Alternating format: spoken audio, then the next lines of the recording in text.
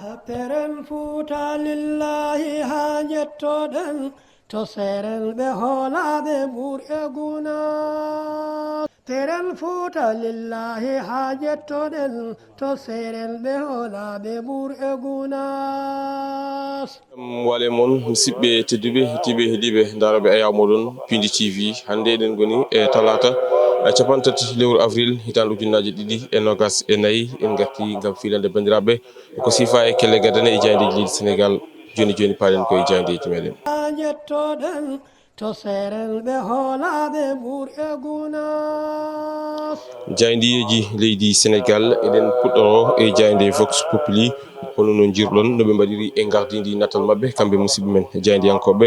ɓe puɗɗori ko accident baɗɗo hanki toon to lamorgo ngo Dakar ɓe mbitande ko neɗɗo goto woni ko wasi fitande muɗum yimɓe nogas e tato noon ko kañumen goni gañiɓe on ɗon accident ɓe kolliti noon e ɓen yimɓe nogas e tato hen sappo ko musaɓe no fewi ɗum gon ene tawe e nder nden ɗon jayde ganduɗa kañum woni jayde Vox Populi ko wona ɗum ko ɓe garti e litige fonciére ko witi tan e alhaali e leyɗele ɓe mbitande ko on ganduɗa kañum woni hoorejo leydi ndi Bassirou Diomaye Faye dartini kala ko yowiti e on ɗon fan ɗum ɗon ko e littoral o ɗum ko ni takko maayo hargo ɗum ɗon foof ine tawe e nder nden ɗon jayde ganduɗa kañum woni jayde Vox Populi e jayde Les Échos kañum arti tan koye on ɗon accident woni tan on ɗon accident baɗɗo hanki toon to Dakar ɓe mbitande koto woɗɗani to wiyete zone de captage on ɗon pont mo OMG ɓe mbitande ko ɗon on ɗon jeeye waɗi ko neɗɗo goto noon woni ko wasi fitande muɗum e oɗon accident ɓe mbitande yimɓe sappo ine muusa e oɗo saaha ko wona ɗum ko musidɓe men jaydiyankoɓe ɓe garti tan e on ɗon alhaali woni tan litige fonciére ɓe mbitande ko yowiti e ɗen ɗon golle golleteɗe takko maayo hango ngo on ɗon hoorejo leydi ndi woni Bassirou Diomaye Faye o dartini kala ko yowiti e ɗen ɗon golle ɓe mbitande mon haɗani ɗo te e Dakar ɓe mbi won région ngaji goɗɗi memama hen ko wayno Thiès kam e Saint-Louis ɗum mon ina tawe e nder nden ɗon jayde ganduɗa kañum woni e jayde Les Échos jayde Dakar Presse kañum arti tan ko e goɗɗum ko jeeye goɗɗo baɗɗo e maayo hango ngo ɓe mbitande ko laana ummino ko ene yaaha toon to Espagne ɓe mbi ko kanɗon laana woni ko yooli e caggal nde kanɗon laana yowi noon ɓe mbi ko ine toon ni e yimɓe 90 ene gonno e kanɗon laana ko yimɓe jeenoy tan dañi dandede ɗum ɗon noon ine tawe e nder nden ɗon jayde ganduɗa kañum woni Dakar Presse goɗɗum ko tawate e jayde nde Dakar Presse ɓe garti tan e jillu ngu ganduɗa hoorejo leydi ni nene woni e wadde ɗum e leyɗele taariɗe e leydi Sénégal woni tan leyɗele meɗen hoddiɓe ɓe ɓe mbi ko caggal Nouakchott e toon to Banjul hoorejo leydi ndi woni Bassirou Diomaye Faye e oɗo talata nene yabani toon to Bissau ɓe garti hen no hannirta niyete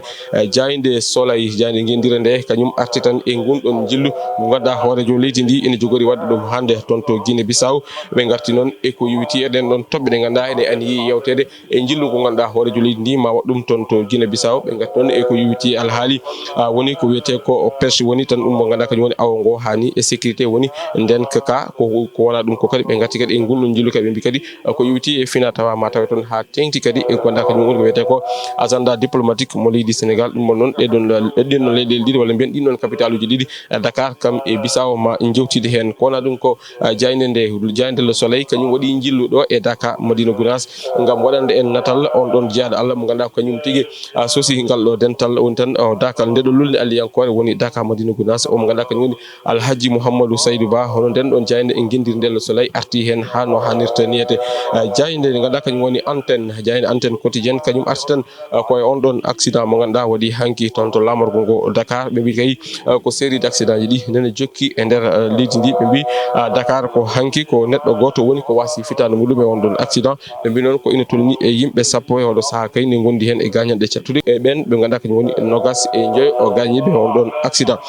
jayde Rewmi Quotidien kañum arta tan koye alhaali ɗen ɗon leyɗele ɓe mbitande ko bombe fonciére au Sénégal ɓe mbarti noon e ko ganduɗa kañum woni ko wiyete ko liste rouge e on ɗon saaha on ɗon fannu ɓe mbi noon won nokkuji ɗi ganduɗa kay memama hen ko wayno Thiès kam e Dakar hani e Saint-Louis ɗum ɗon foof musidɓe men jaydiyankoɓe ɓe garti hen no hannirte ko wona ɗum ko ɓe garti e on ɗon accident mo ganduɗa waɗi hanki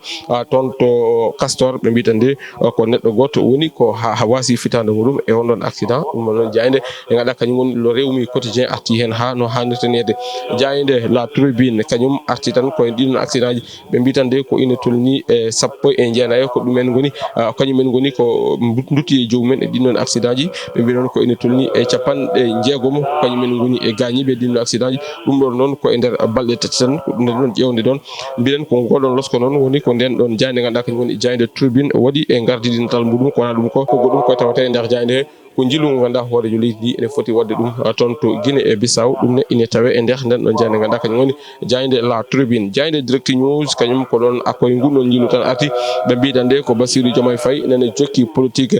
bon voisinage woni ko yewti e politique koddigal ɓe mbiɗan nde hoorejo leydi ndi Bassirou Diomaye Faye e ñalawma hannde o mo o yaha toon to Guinée Bissau woni tan e yewtide o mo ganduɗa kañum woni nando makko mo ndinɗon leydi e Guinée Bissau jayde las quotidien kañum ari tan koye o mo ganduɗa kañum woni Pierre Atepa Goudiaby ɓe mbitande ko Pierre Atepa Goudiaby kañum kay ko sehil hooreɓe leyɗele ɓe mbi ko tugal ma Senghor ha yittane ma o mo ganduɗa kañum woni Bassirou Diomaye Faye ko ɗum woni ko musidɓe men jaydiyankoɓe ɓe ganduɗa kañum woni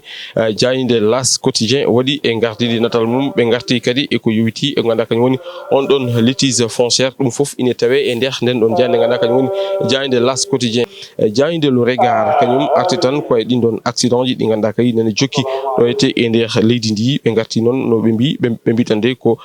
deƴƴere nde ganduɗa hoorema ko deƴƴere annude e oɗo saaha ɗum woni ko musidɓe meɗen jaydiyankoɓe mbaɗi e gardidi natal mabɓe ko wona ɗum ko ɓe garti e ngunɗon jillu ganduɗa hoorejo leydi ndi nena waɗa ɗum toon to Guinée Bissau ɓe mbi noon mo noon wonata koye oɗo talata hande